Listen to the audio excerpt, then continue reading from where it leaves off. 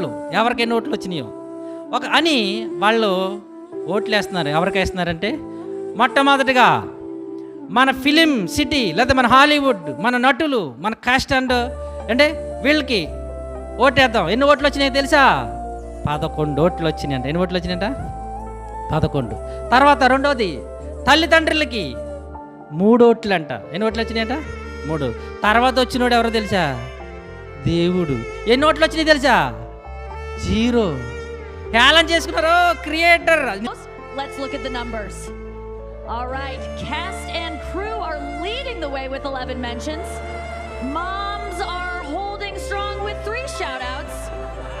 God, creator of the universe, 0 mentions.